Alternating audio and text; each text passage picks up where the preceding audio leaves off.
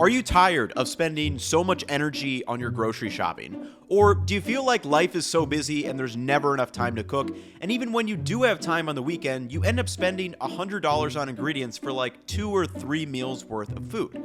But at the same time, you don't want to meal prep and just eat the same thing every night.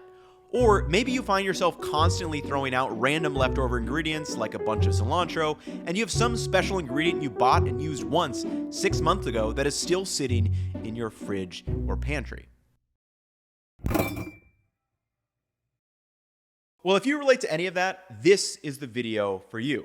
Because these common annoyances or problems are byproducts of a recipe-based cooking approach, where we see the recipes first, buy food to match the recipe, then we cook the food.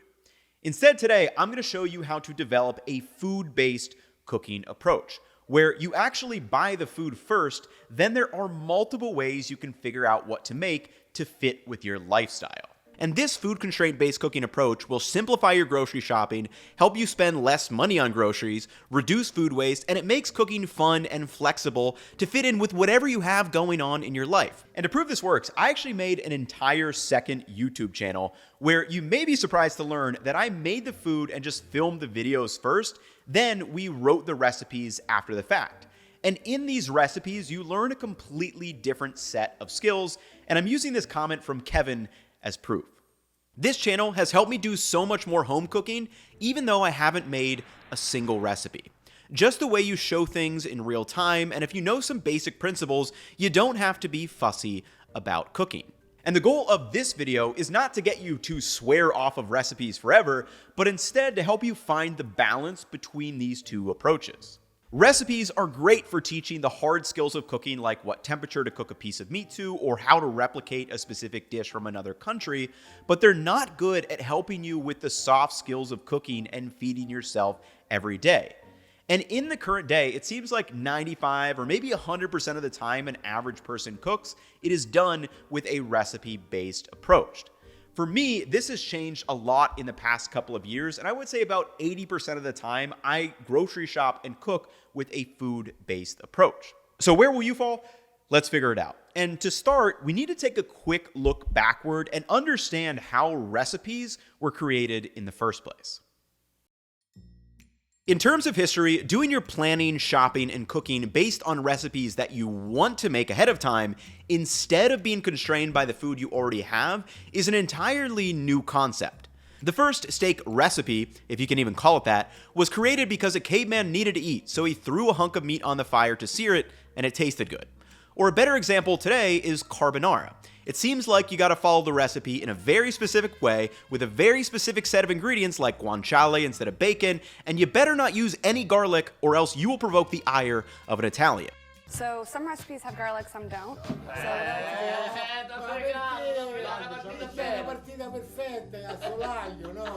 But what they probably won't mention is that part of the reason why carbonara ended up becoming a popular dish in the first place is because of the Allied liberation in 1944. Quote, "When Rome was liberated, food shortages were extreme, and one of the few resources were military rations distributed by the Allied troops. These included eggs that were powdered and bacon, which some unknown genius had the idea of mixing together to season the pasta." Now, some people theorize the dish was invented earlier, but simply put, if you have a lot of bacon, powdered eggs, and pasta, you'll end up making a lot of carbonara-type pasta dishes. And then, over time, as those food shortages stopped, the troops left, the ingredients were likely refined into the modern carbonara recipe with guanciale instead of bacon, and a sauce made with real eggs. The point is, all of the popular recipes that we know today were born out of the constraints of the food that people had available to feed themselves. The Oklahoma onion burger was a Depression-era creation to make ground beef go a little further by mixing it with a bunch of thinly sliced onions. The first version of pizza was created when the poor people of Naples placed tomatoes onto their yeast dough. So why did poor people have tomatoes? Well, because when tomatoes were first introduced into Europe, everyone thought they were poisonous, so why would the rich take the risk of eating them? And long before birria became a viral recipe on every platform, the heavily spiced sauce was used to mask out the gaminess and strong smell that goat meat typically has. no one was cooking to make the perfect burger, the best pizza, or the most viral taco recipe. They were cooking to feed themselves with what they had. And in the current day, we are starting to lose this way of thinking and a lot of those lifestyle soft cooking skills that you can develop with this approach. Instead, we have access to ingredients from every country in our grocery stores. There are thousands and thousands of food creators all around the world making delicious looking food on Reels, TikTok, and YouTube and websites every waking minute of the day, and it creates this unreasonable expectation that every time we cook, it has to be the most food porn looking, the most authentic, the best tasting dish. When sometimes being a home cook means you need to cook something in 5 minutes with 2 leftover ingredients. It's not going to look pretty. You want it to be healthy-ish and just taste pretty solid. Now, right here is an example of a meal you will never see a recipe for on social media. It's a leftover frozen brisket rice bowl with pickled beets and pickled beans. No one's going to bother watching that. And remember, if you're trying to do this for a job, like, these are not the dishes you're going to want to make. And it's kind of a shame, though, because this is actually a really good dish. You get the tenderness of that brisket. You've got a little bit of the sweet and spicy from the barbecue sauce. You get the textural contrast with the pickled beets and the pickled beans in there. You get a little bit of acidity. And then you just round it off with some rice. It's a nice, well-balanced, high-protein meal. And you're never going to see anyone show you how to make this because it's really just a lifestyle thing that I threw together in like 5 minutes with some leftover ingredients I had. And I just made something based on the constraints of the food that I happen to have in the fridge. And I show that example of something I made because it's very easy to forget when you are watching us content creators. It's our literal job to cook and spend time making things look and taste good. But we probably aren't showing you the 5-minute leftover dish we threw together late at night or needed something for a quick lunch. And a part of the reasons why there is such a dominant recipe-based cooking mindset today is because it's a highly replicable format that everyone understands from start to finish. I can make 50 different burger recipe videos or 50 different pasta videos. I can test this ingredient versus that ingredient. I can test this cooking method versus that cooking method. But if I try to teach you a food-based cooking approach in videos like how to meal prep if you hate meal prepping, how to cook healthy meals and never run out of ideas, how to grocery shop and cook with a food-based approach like I am in this video, I can really only make these videos once and hope the concepts stick. I don't think many of you are going to watch videos titled, "Why I Use Wilted Cilantro in My Salsa Verde," or "This Slightly Crusty Day-Old Cheddar that I accidentally left in my fridge still makes really good mac and cheese." This problem is a big part of the reason why we started Cookwell and the second YouTube channel, because I want to start to figure out how can we help home cooks learn these kind of lifestyle soft skills that maybe you see a parent or grandparent use, but if you ask them about it, they don't really know what to tell you because a lot of the times they're just doing these things without thinking about them. On the website, we break down the fundamentals of flavor, techniques, reactions, and even molecules. And these fundamentals are then built into the recipes where in the ingredients for this Thai basil stir fry, we tag the Thai black soy sauce as sweet, the sriracha as spicy, and then in the instructions, we make a clickable component if you want to learn more about searing. As I mentioned earlier, all the videos on the second channel, I really am constraining myself to the food that I have in my fridge, freezer, pantry, or the garden. I already run to the grocery store so much for the deep dives, and I generally do like going to the grocery store, but with these videos, I really am trying to use up what I already have. This high protein wrap was inspired by a jar of harissa paste that I needed to use up from a prior video, and some pickled cabbage that I decided to make with a half of a leftover red cabbage I bought a few days ago for coleslaw. This migas video was inspired by some leftover corn tortillas that I had and were going stale, so I fried them up. And in the migas video, I mentioned I've shown how to do this on the channel, but you could also just use a bag of leftover tortilla chips. Or this 16-minute Thai basil stir fry was literally just that. I wanted something high protein, I had ground chicken from the grocery store, I had Thai basil in the garden, and I wanted to use up a bottle of Thai soy sauce that I purchased 4 months ago for a video. I very purposely did not title this video "How to Make Authentic Pad Grapao" because if you look closely, I was actually missing a ton of the ingredients and took a lot of substitution and liberties with that original meal.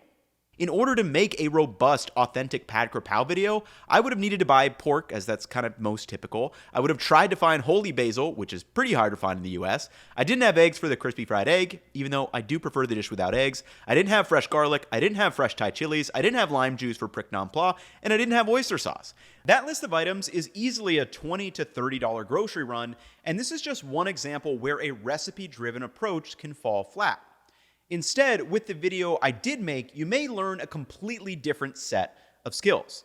For example, I use sriracha as a decent substitute for fresh garlic and Thai chilies. I'm balancing the flavors of spicy, sweet, and salty sauces, and purely making up the measurements as I go. I didn't waste time washing my rice, and it still came out great. I added more of the Thai black soy sauce in order to give it a deeper color that I was looking for, and I was able to prep, cook, and clean a few dishes in the time it took the rice and make the entire dish. Following recipes are great for introducing you to new techniques or helping you explore dishes from all around the world or preserving family recipes. You know, when Thanksgiving rolls around, I have a very specific subset of recipes from my grandma that I want to be exactly the same every year. But what recipes don't help you with is a lot of those lifestyle problems that pop up in everyday life. How do you cook when you have no energy after a long day of work or playing with the kids? How do you use up that random spice or sauce jar that you bought 3 months ago? And how do you go grocery shopping without having to spend an hour figuring out the recipes I want to make and all the ingredients that you need to buy? And this is where food constraint-based cooking comes to save the day. For me personally, if I want to go out to a restaurant or even just order takeout, I literally will spend more time scrolling and trying to figure out exactly what I want to get than I do trying to figure out a meal. I can instantly look in my fridge, pantry, freezer and figure out what I want to make. And if you want to learn this type of skill, the best practical first step that I can give is this. Go grocery shopping for food and do absolutely zero planning of what recipes or dishes you are going to make. We put together a shopping list template based on basic categories of food that you can copy into your Notion or your notes on your phone if you want. But other than that, I truly mean it. If you want to accelerate your learning, you need to jump off the deep end. And what's cool is this approach will work for any budget. In college, my roommates and I would typically spend $90 to $100 on groceries, or roughly $35 per person for a week's worth of lunches and dinners. I do the cooking, they would do the dishes. Now that I have more disposable income, I'll happily spend more, but even then I try not to go crazy. For example, in the past 7 days, I spent $52.66 on 2 different grocery trips. On one trip, I spent $49.66 and grabbed a variety of items like chicken and also buko, because why not, a couple of vegetables and different carbohydrate bases. So the first time you try this out, this may seem like the most random assortment of foods, but you'd be surprised just how many dishes you can turn this into. I mean, I don't think many people buy ossobuco unless they have a specific recipe that calls for it. But for me, I'm immediately thinking, okay, I'm gonna braise this in some way. I'll do it later this weekend. I'm not worried about figuring it out right now. I could pair it with maybe these potatoes, or I've got rice in the pantry, or I think I have a frozen roll in the freezer. Maybe we do like a braised, shreddable ossobuco sandwich, I don't know. Chicken is always just an easy thing to use. Season it up in a million different ways. These flatbreads are just something that I like to get. You can use them in a bunch of different ways. Get a pepper, get some tomatoes, get some yogurt, get some, maybe I'll pickle these onions, can use them in fresh salads.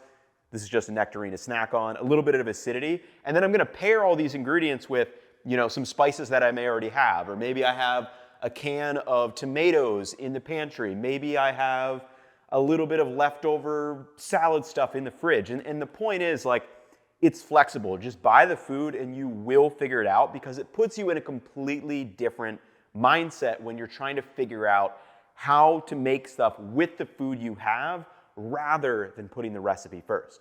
I have a flexible job, so I have no problem popping in for short grocery trips here and there, but some of you may want to make this food-based approach more structured, where again, you're still not planning any recipes, but instead you always buy 3 pounds of protein, 2 pounds of vegetables, 2 carbohydrate bases, 1 pickled item, 1 new spice, and 1 new bottle of sauce. And figuring out what works for you is how you develop these lifestyle cooking skills over time.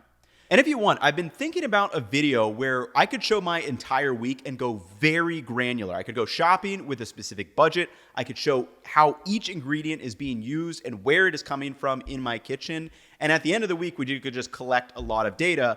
But for this video, I don't want to give you too many examples because our lives are completely different and you do really need to figure out how this shopping approach will work for you. Once you get your groceries home, this is where the fun part happens and you get to figure out what to make. And it's way easier than you would expect, especially if you have been cooking recipes, because you have way more knowledge than you realize. You've just never been forced to use it. Here are 3 potential ways to figure out what to make with the food you have in your fridge, freezer, pantry, or garden. First is a technique framework. And an example of this is from How to Cook Healthy Meals and Never Run Out of Ideas, where if you learn the blackening spice technique, then you can use this technique with many different spice rubs on many different proteins and serve it on many different bases, from rice to bread to pasta, whatever you happen to buy at the store. Secondly is an ingredient framework. An example of this is from How to Turn One Chicken Breast into Infinite Healthy Meals, where if my constraint is I bought chicken breast, I then thin it out, add 1% salt by weight, then I have all these various decision points. Am I ready to cook? If yes, I'll choose a seasoning method and sear it to 155 degrees. Am I ready to make a meal? If yes, I can choose from a variety of form factors, or if not, I'll store that cooked chicken in the fridge until I am ready to make something with it. Another example is the braising framework, where you just buy a hunk of meat like a chuck roast, osso buco, braise it, and figure out what to make with it after. And lastly are recipe frameworks. So when you already have the food, then watch a recipe on YouTube, TikTok, or see something on a website, you will be biased to figure out how to make the recipe work for the food you do have, instead of rationalizing why you can't make it.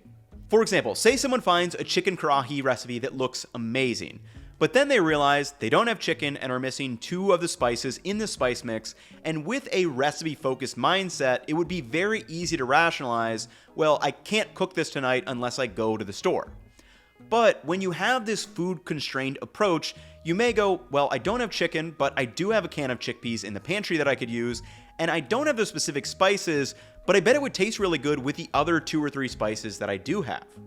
You know, every dish you make with this food constraint approach is not going to be a winner that you're like, oh, I need to turn this into a recipe. Sometimes you literally are just cooking to feed yourself and get food on the table. Remember, the goal of this video is to help you find the balance between these 2 approaches and learn the skills both of them offer.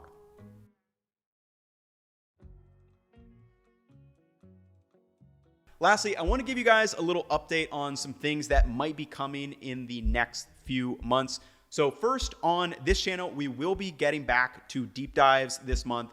I'm having so much fun with deep dives. Like, every basic ingredient is so much more interesting than I think it's going to be. And it's really forcing me to think about food and cooking differently and help inform different videos like this video and what we're building with Cookwell. Like, what actually is the point of what we're building? Speaking of, if you want to go check out that channel, obviously it'll be linked below. And truly, I'm trying to stick and keep it simple and not overthink the videos. The video we filmed this week, it was like an Italian sausage hoagie. I had an 1/8 of a jar of sauce in my fridge. I had a hoagie roll in my freezer. I had the sausage was in my freezer. And then I kind of spruced it up with oregano, some shallot. Good, easy, quick meal. Second thing related to that are physical products. We're actually working on a wood cutting board, high quality. I want to share some more soon, hopefully. And then along with that, with Cookwell, we are in early stages of designing like the Cookwell mobile app. And it's going to include kind of a lot of the methodology and ways of thinking, like in this video, like how can we help people with grocery shopping on consistent day-to-day basis, because this is where videos kind of fall flat in a lot of ways. It's like, I can make this video and like hope you go try it, but you know, I can't make this video over and over again. It wouldn't be fun for me, wouldn't be fun for you. So we are thinking about this Cookwell mobile app, and hopefully I can start sharing more in the next few months. But as always, thank you for watching. You know, this is the dream job, and like being able to work on things that are very, you know, it just feels like cooking is this thing that like I truly believe it will change your life in some way if everyone learns how to cook, whether it's exploring the world, helping you eat healthy or helping you, eat on a budget or whatever. Truly believe, like, that's why I do what I do, is I believe cooking and food. And if you learn about it, it will change your life in some way. It might be small, might be big. But yeah, that's going to wrap it up for me in this one. As always, thank you for watching. I will catch you all in the next one. Peace, y'all.